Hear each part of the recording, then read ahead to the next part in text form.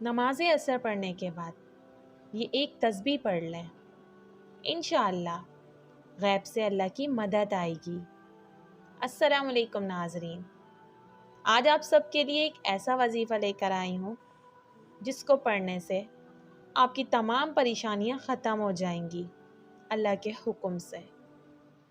وظیفہ نہ تو زیادہ بڑا ہے نہ ہی زیادہ مشکل، پر اس وظیفے کی برکات بہت زیادہ ہیں۔ آپ کو بس یہ سورت پڑھنی ہے، پھر دیکھیں اللہ پاک کس طرح آپ کی جھولی کو بھر دیتا ہے۔ اگر آپ کو پیسوں کی تنگی ہے تو یہ دعا پڑھنے سے انشاءاللہ آپ کی یہ مشکل ختم ہو جائے گی۔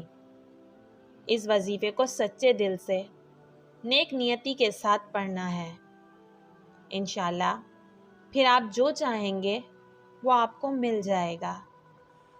اگر کوئی شخص اپنا گھر نہ ہونے کی وجہ سے پریشان ہے اور کئی سالوں کی کوششوں کے بعد بھی اداسی کا سامنا ہے تو اس کے لیے یہ دعا بہت ہی مجرب ہے۔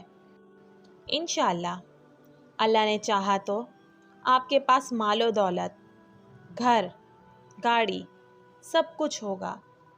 بس اس دعا کو پڑھنے کے لیے لازمی ہے کہ آدمی یا عورت نماز کا پابند ہو۔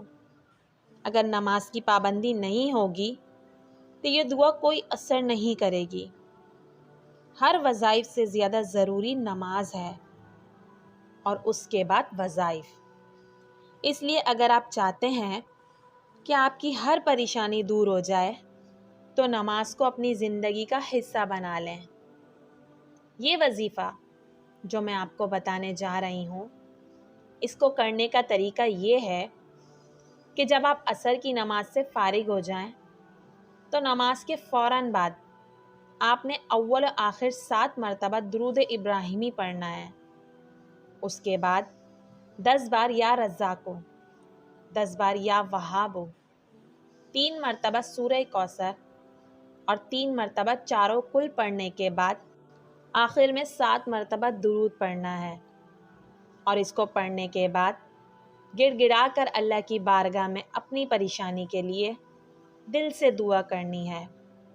یاد رہے کہ یہ دعا پڑھتے وقت آپ اپنا مقصد سامنے رکھیں اور جس مقصد کے لیے یہ وظیفہ پڑھیں اس کے لیے اللہ پاک سے دعا کریں۔ انشاءاللہ اللہ نے چاہا تو آپ کی ہر پریشانی دور ہو جائے گی اور آپ کو اللہ پاک کی طرف سے ایسی مدد ملے گی کہ آپ خود حیران ہو جائیں گے۔ ویڈیو اگر اچھی لگے تو چینل کو سبسکرائب اور ویڈیو کو لائک کرنا مت بھولیے گا۔ اسی طرح آپ کو اچھی معلومات سے آگاہ کرتی رہوں گی۔ ہمارے ساتھ رہیے گا، دعاؤں میں یاد رکھیے گا۔ اللہ حافظ۔